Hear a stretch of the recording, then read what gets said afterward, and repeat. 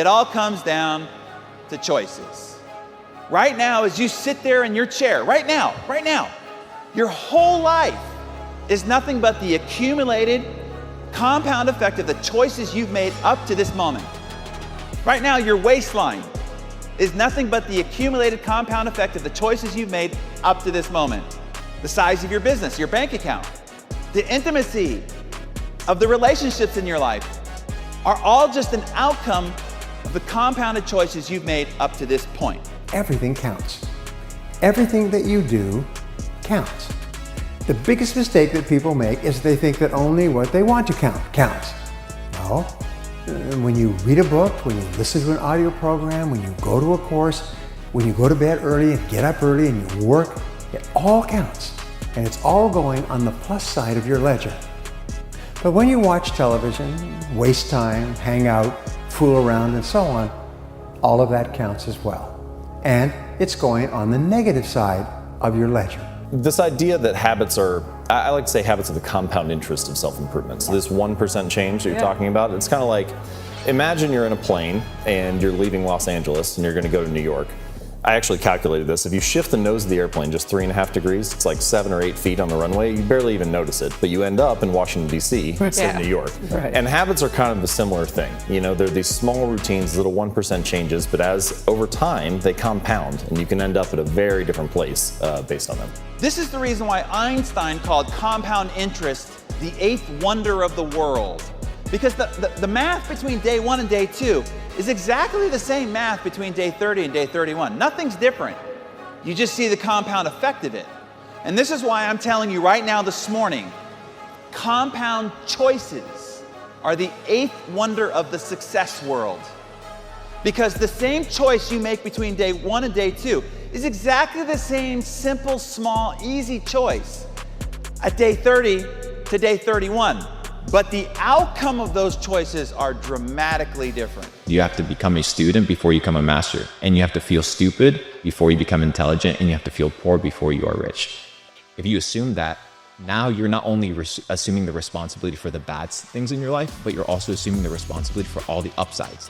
Every success is yours. Every win is yours. Any idea that's held in the mind, that's emphasized, that's either feared or revered, so it could be bad or good, that's either feared or revered, will begin at once to clothe itself in the most convenient and appropriate form available. It starts to move into form. And here's an important point. If what you are doing is not moving you toward your goals, then it's probably moving you away from your goals. Nothing is neutral. Everything that you're doing is either moving you toward the things that you want to accomplish in life, the person you want to be, the wealth you want to accumulate, or it's moving you away. Everything counts. The law of accumulation says that everything counts. The goal isn't to have the perfect daily routine tomorrow. The goal is to still be winning your daily routine in 50 years' time. If you expand your time horizon sufficiently, you will realize that very, very tiny steps can compound. Rome wasn't built in a day. We all know that. Everyone hears that. But Rome also didn't fall apart overnight either. It took hundreds of years for Rome to reach its peak, but it also took time, hundreds of years, for Rome to decay and fall apart. And that is representative of life, because you don't achieve worthwhile goals quickly or easily. They take time. They take struggle. They take relentless pursuit day in and day out. That's what it takes. So if we're going to change the trajectory of your life starting today, starting right now, we've got to go to where the control factor of it all begins, and it all begins with choices. Choices is the first line of code in rewiring your operating system. Accident, illness, death. All those things are a part of life. And I think as simple as it sounds, it's really important. One of the chapters in the book is put your last day first. Another chapter at the end is have a living funeral. Buy the cake, buy the daisies, invite your family, hear what they would say about you, tell them how much you love them, and remind yourself that life is really very short. One of the greatest success principles of all time is called the law of accumulation. This law says that everything great and worthwhile in human life is an accumulation of hundreds and sometimes thousands of tiny efforts and sacrifices that nobody ever sees or appreciates. This law says that everything accumulates over time, that you may have to put in many, many tiny efforts that nobody sees or appreciates before you achieve anything worthwhile. It's like a snowball. A snowball starts off very small, but it grows as it adds millions and millions of tiny snowflakes and continues to grow as it gathers momentum, turning into an avalanche that takes the whole mountain in front of it.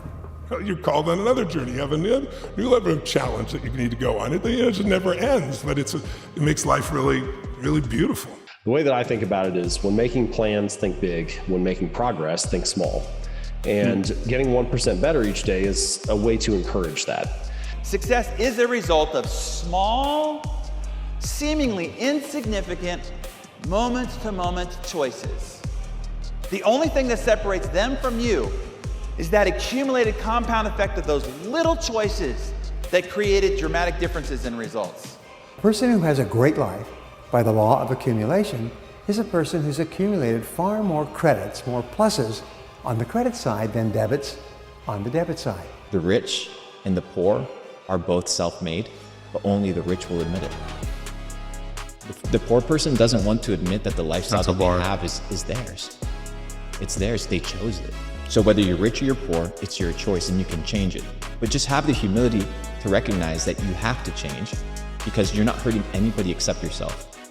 And you can, get rid of the mask, the hypocrisy, the mirror, the mirage of illusions that your life is perfect. Nobody's life is perfect. You optimize and you get better.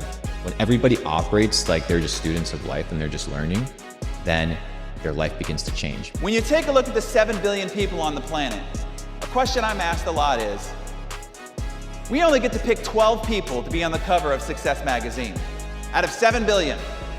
And I'm asked, what do these guys do to become so successful? What's separated them from everybody else? Well, let me tell you what they did not do, because this is what everybody thinks they did to get to the cover of Success magazine. Through journaling, through meditation, through prayer, through silence, through stillness, through nature walks. And so I think if we can train ourselves to say, wow, that person is doing so well, and applaud them, and feel good for them, and say, if they can do it, I can do it, I think we're going to be much more peaceful. Anybody here ever been bitten by an elephant? Well, what about mosquitoes? Anybody ever been bitten by a mosquito? Bill Gates says this is the most deadly animal on the planet for the human species. And it's also one of the smallest. See, nature provides clues. It's the little things in life that will bite you and kill you. So is it true about your choices.